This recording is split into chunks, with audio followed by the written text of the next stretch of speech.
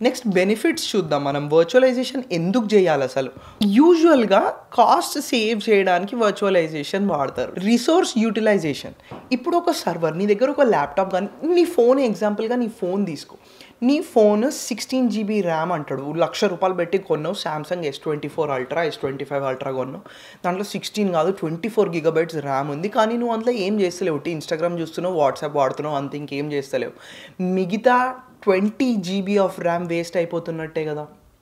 So ఒక server కూడా అంతే, ఒక పీసీ కూడా అంతే. నువ్వు దాంతో ఏం చేస్తలేవు అనుకో, మిగతా ఏదైతే ర్యామ్, CPU ఇవన్నీ ఉన్నాయో అది వేరే దానికి వాడుకోవచ్చు కదా. దానికి అదొక బెనిఫిట్ వర్చువలైజేషన్. ఇంకొకటి ఐసోలేషన్. ఇప్పుడు నీ దగ్గర ఒక ల్యాప్టాప్ ఉంది మామ, ఆ ల్యాప్టాప్లో నీ ఫోటోలే కాకుండా మీ దోస్తు గాని ఫోటోలు కూడా ఉన్నాయి. నీ ల్యాప్టాప్ క్రాష్ అయిపోయింది అని అనుకో, నీ ఫోటోలతో పాటు నీ దోస్తు గాని ఫోటోలు కూడా పోతాయి కదా. సో ఐసోలేషన్ ఏం మనకి బెనిఫిట్ ఇస్తుంది అని అంటే, అప్లికేషన్కి separate VM virtual machine, database separate virtual machine. ఇట్లా సపరేట్ చేసుకోండి. నువ్వు కొట్లాడకండి, ఎద్దులా ఉన్నారు కొట్లాడితే బాగోదు అన్నట్టు.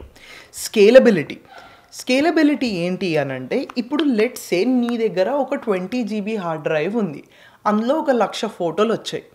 నువ్వు థాయిలాండ్ ట్రిప్కి వెళ్ళి ఇంకొక 1,00,000 ఫోటోలు తీసుకున్నావు.